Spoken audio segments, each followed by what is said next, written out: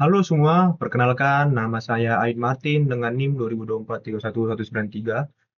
Ya, saya berasal dari jurusan Teknik Informatika dari kampus ITPLN Jakarta. Di sini saya akan mengajak semua masyarakat dan kita-kita semua ini untuk mengetahui betapa pengaruhnya AI untuk masa depan kerja. Baik, berikut. Baik, latar belakang penelitian. Di sini saya akan memberikan sebuah edukasi tentang AI tadi, yang dimana kita akan mulai dulu eh, latar belakang AI ini. AI itu bukan lagi sekedar fiksi, bukan hanya sekedar cerita-cerita yang diceritakan oleh orang zaman dulu. AI ini telah melesat menjadi pendorong utama yang telah merombak tatanan kerja global. Teknologi ini bukan lagi sekedar alat, melainkan entitas yang mulai mengambil peran manusia. Waduh, penelitian ini membedah langsung keseresahan generasi muda, pergeseran budaya kerja, hingga lubang hukum ketenaga kerjaan yang harus ditangani agar AI tidak menjadi ancaman pengangguran massal. Bagaimana itu caranya? Next. Disrupsi ganda AI. AI ini bisa menjadi pedang bermata dua, yaitu yang dimana bisa menjadi hal positif, bisa menjadi hal negatif. Otomatisasi tidak hanya menghilangkan pekerjaan, ia menciptakan dinamika baru di tenaga kerja.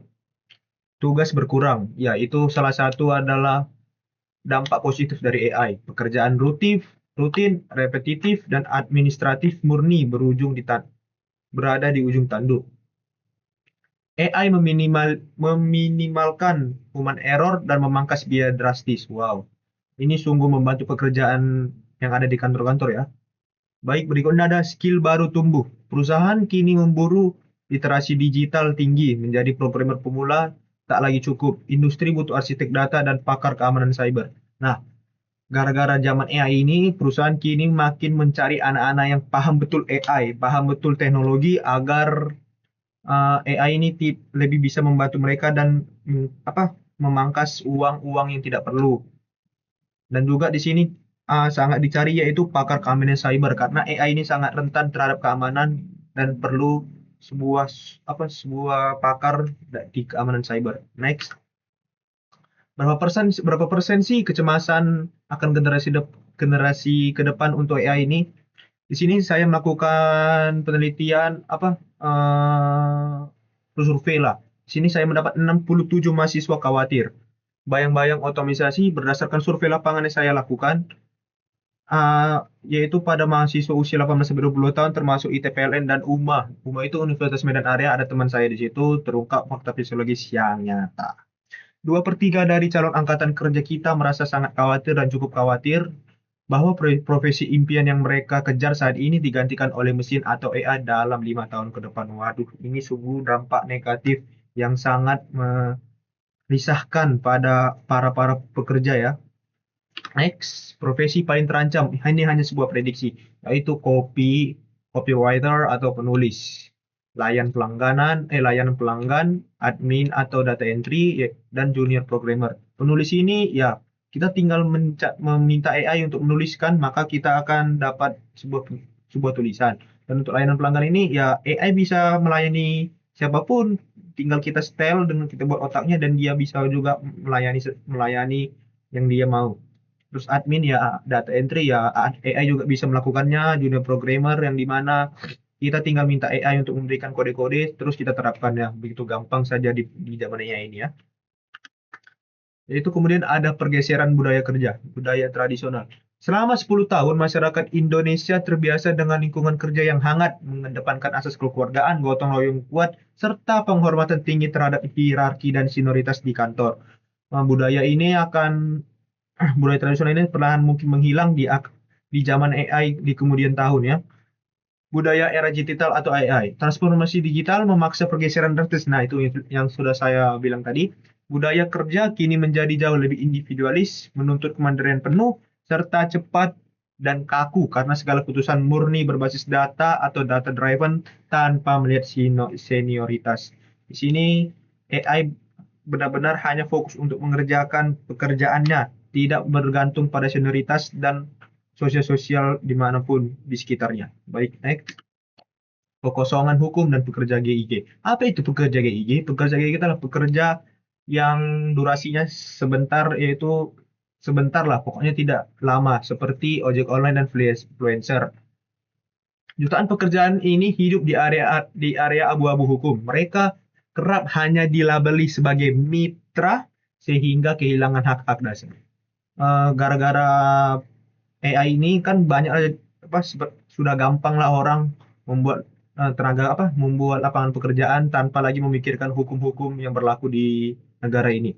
Tidak ada jaminan kesehatan, ya itu seperti itu. Asuransi keselamatan apalagi pesangon saat terjadi pemutusan kerja. Seperti yang saya bilang tadi, pekerja GIG ini tidak ada jaminan kesehatannya, asuransi keselamatannya, pesangon saat mereka pensiun atau pemutusan kerja. Yang paling mengkhawatirkan yaitu nasib dan penghasilan mereka yang sering dipotong sepihak oleh algoritma yang sama sekali tidak punya rasa empati. Inilah dampak AI ini yang dimana masyarakat tidak lagi memikirkan hukum, tidak memiliki lagi rasa empati terhadap pekerja-pekerja yang mereka pekerjakan. Next. Ada 3 pilar rekomendasi, yaitu ada pemerintah. Pemerintah sebaiknya memperbarui UU Ketenagakerjaan untuk merangkul pekerja digital atau platform. Terapkan aturan transparansi algoritma agar pekerja tahu bagaimana mesin menilai mereka. Dan dua dari 3 pilar dari salah satu pilar itu pendidikan, yang dimana rilis tata tertib etika AI untuk mencegah budaya malas mikir atau copy paste, dan rombak kurikulum untuk fokus penuh pada pengasahan soft skill dan karakter unggul. Ada di sektor industri atau perkantoran, perusahaan punya tanggung jawab untuk memberikan pelatihan ulang, reskilling sebagai karyawan, bukan menjadikan AI sebagai alasan tunggal PHK massal. Jadi para pekerja, para bos yang di bos-bos perusahaan sana seharusnya tidak mem-PHK massal, tidak mem-PHK asal-asalan para pekerja dan menjadikan AI sebagai alasannya. Itu seharusnya tidak perlu dan tidak direkomendasikan dan tidak disarankan. Oke, lanjut. Kesimpulan yang saya dapatkan dari penelitian ini yaitu kemampuan soft skills seperti rasa empati, kreativitas murni dari hati, kepemimpinan, dan kebijaksanaan moral adalah benteng pertahanan terakhir yang tidak akan pernah bisa ditiru oleh kode pemrograman manapun. Hanya inilah yang tidak bisa ditiru oleh AI. Maka kita harus mengembangkan semua skill, soft skill, empati, pokoknya karakter kita agar kita bisa mengakali AI dan AI tidak bisa menggantikan kita. Jadikan AI adalah copilot. Jadikan AI itu hanya sebagai pembantu, bukan pelaksana, bukan sebagai pengganti kita semua. Jadikan AI itu hanya sebagai pembantu saja. Gelombang AI bukanlah tsunami harus kita takuti. Mari kenalikan teknologi ini sebagai asisten yang membantu kita bekerja lebih baik, bukan sebagai tuan yang baru untuk menggantikan kita. Terima kasih. Baik, di sini saya akan menjelaskan poster yang saya buat. Revolusi AI masa depan kerja, menjawab tantangan dan memaksimalkan peluang berdasarkan penelitian saya. Di sini ada ya, itu menghilangkan tugas rutin maka digantikan oleh profesi baru seperti spesialis data dan cyber. Apa yang terancam? 70% penulis konten yaitu dan penerjemah, 40 layanan pelanggan, dan 50% administrasi dan data entry akan kehilangan pekerjaannya. Survei yang saya hasilkan yaitu sangat khawatir ya. Semua mahasiswa dan tidak hanya mahasiswa, semua masyarakat sangat khawatir akan AI ini akan menggantikan pekerjaan mereka dan menghilangkan ratusan lapangan pekerjaan. Benturan budaya kerja Indonesia, tidak ada lagi yang namanya tradisional, tidak ada lagi yang dinamakan gotong royong, tidak ada yang namanya senioritas. Semua bersifat digital, individualis,